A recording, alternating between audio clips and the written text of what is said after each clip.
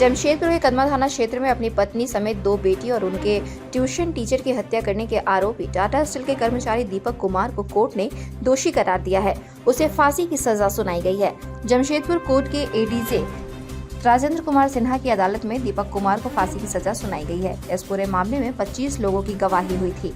हालांकि दीपक कुमार के वकील ने राहत देने की अपील की और मांग किया कि दीपक कुमार को आजीवन कारावास दिया जाए, लेकिन जमशेदपुर कोर्ट में यह नहीं माना और सजा सुना दी। मालूम हो कि 12 अप्रैल 2021 को जमशेदपुर के कदमा तिस्ता रोड स्थित टाटा स्टील के कर्मचारी दीपक कुमार ने 4 लोगों की हत्या कर फरार हो गया था। उसके बाद दीपक कुमार की पत्नी वीणा कुमारी के भाई के बयान पर उस पर मामला दर्ज किया गया था।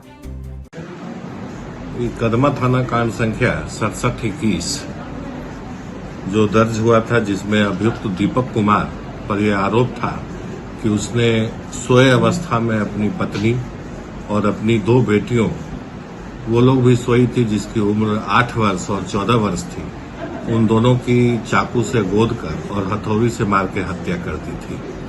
साथ ही उसकी छोटी बेटी की जो ट्यूटर थी, जो कि पढ़ाने आई थी, उसके साथ उसने बलात्कार किया और उसकी भी हत्या करके उसके शव को बॉक्स पलंग के अंदर छिपा दिया था।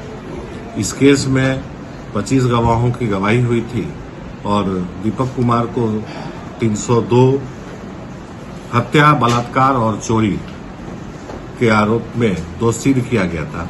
आज सजा के बिंदु पर सुनवाई हुई और एडीजे फोर्स के न्यायालय ने रेयरेस्ट ऑफ रेयर का मामला पाया और 302 भादवी के अंतर्गत दीपक कुमार को मृत्यु दंड की सजा दी गई।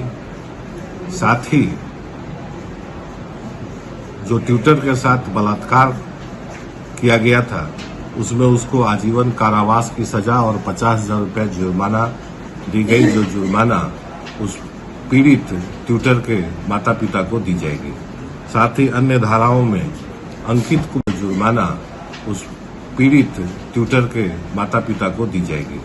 साथ ही अन्य धाराओं में अंकित कुमार और रोशन कुमार को, जो उसने उस पर भी हमला कर उसे जख्मी किया था, उसमें भी उसे 10 साल की सजा और साक्ष्य छुपाने के लिए 5 साल, और पत्नी का जो गहना उसने ज्वेलर्स के यहाँ जाकर बेचा था, उसमें 3 साल की सजा दी गई।